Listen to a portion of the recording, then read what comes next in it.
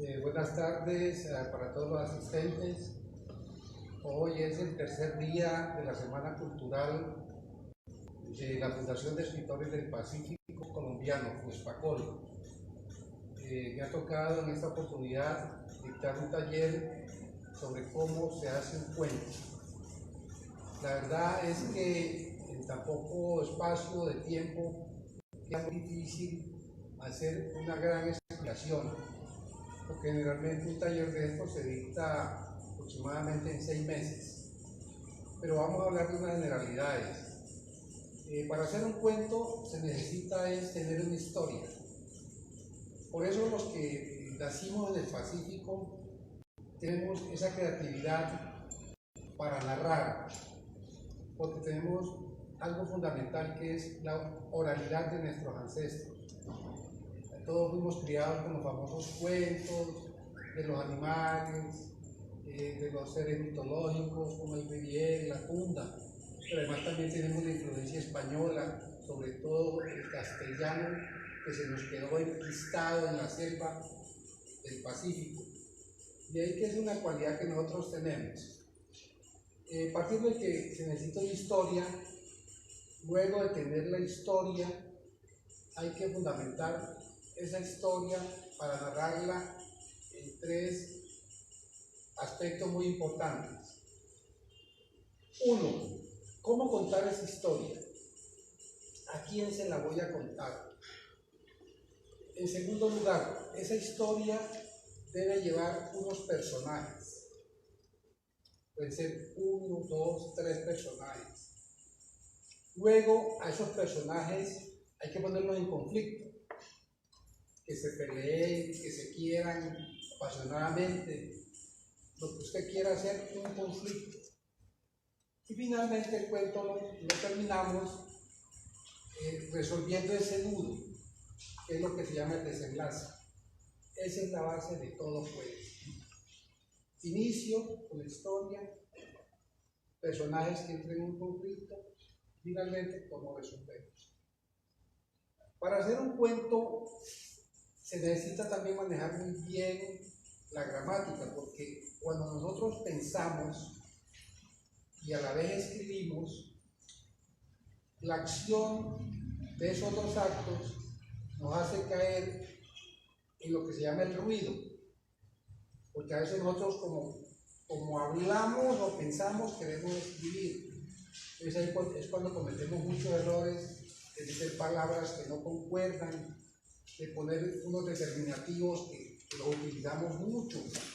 El, la, los, una. Eso no se debe hacer.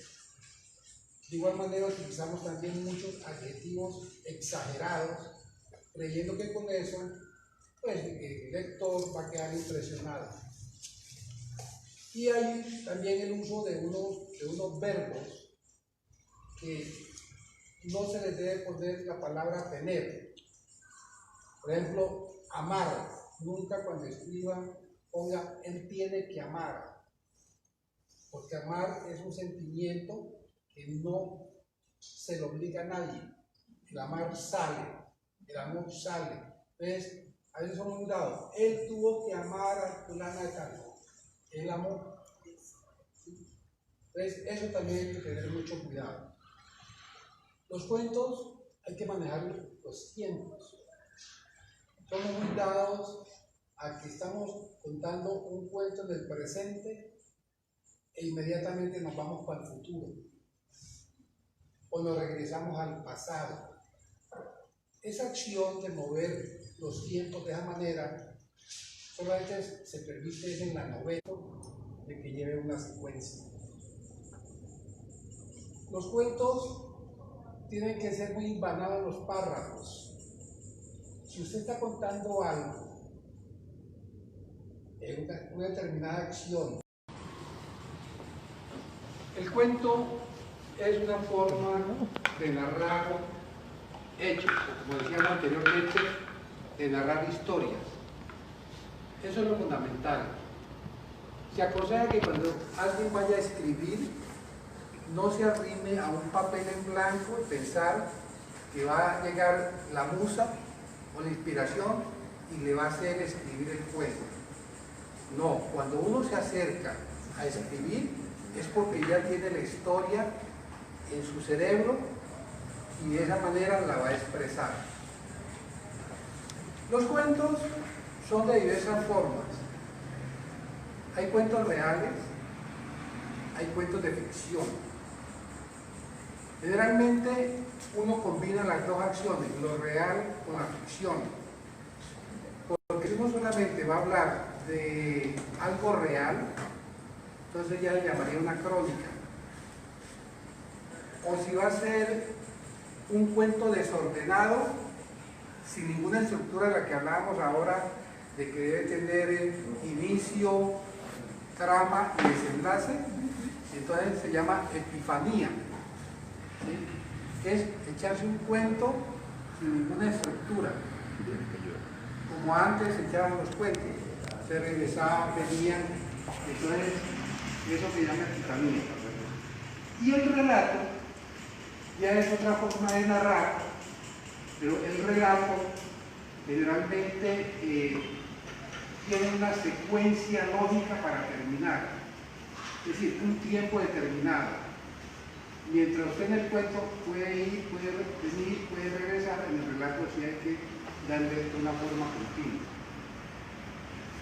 Algunas maneras de seguir hablando de los cuentos. Tenemos que darle importancia a cómo lo vamos a narrar. El narrador de un cuento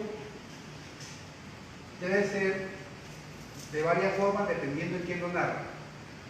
Hay el narrador omnisciente, que es aquel que se la sabe toda y es el que cuenta la historia y no le da oportunidad ni a los personajes para que ellos actúen, sino que él mismo le ordena todo a los personajes. Es el omnisciente. El segundo es narrar en segunda persona, eso es lo más difícil. Ustedes realmente no han visto un cuento que diga: tú, mi bella doncella, que te fuiste por el camino y encontraste a tu príncipe. Generalmente no hay cuentos así, porque poner a narrar o hablar con una persona es muy difícil. Generalmente los cuentos se narran en tercera persona. Y es cuando ya los personajes cogen su vida propia y ellos mismos hablan, ellos mismos dialogan. Eso es lo que más se aconseja, narrar en tercera persona y que sean los personajes los que actúen, los que lleven la trama. ¿Por qué se llama trama? Y es lo más importante de un cuento.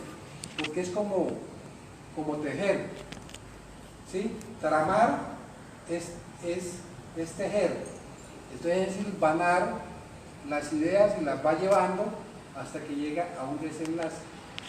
Eso es lo más importante. Si un cuento no tiene trama, no coge fundamento, no coge fuerza, ¿sí? Los desenlaces, los finales.